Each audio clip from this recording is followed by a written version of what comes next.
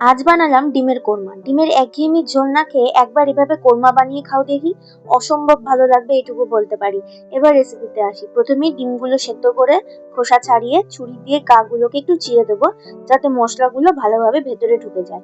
এবার এতে সামান্য নুন আর গোলমরিচ গুঁড়ো ছড়িয়ে একটু ভালোভাবে টস করে নেব।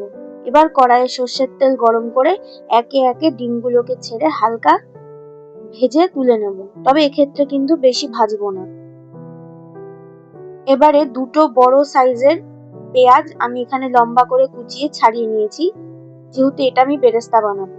এবার ওই ডিম ভাজার তেলেই সেগুলোকে দিয়ে ভালোভাবে ভেজে বেরেস্তা করে তুলে নিলাম। এবার কিছুটা আদা আর 3-4 কোয়া মতো রসুন পেস্ট করে নিলাম।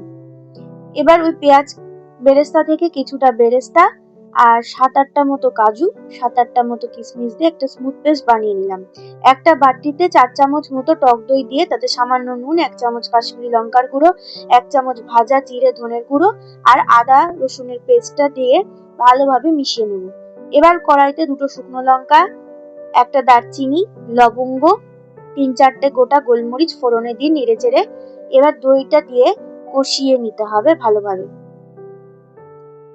কষানো হয়ে এলে বেরেস্তা সহ কাজু কিশমিশ বাটাটা দিয়ে আবারও ভালোভাবে খানিকক্ষণ কষিয়ে নিতে হবে।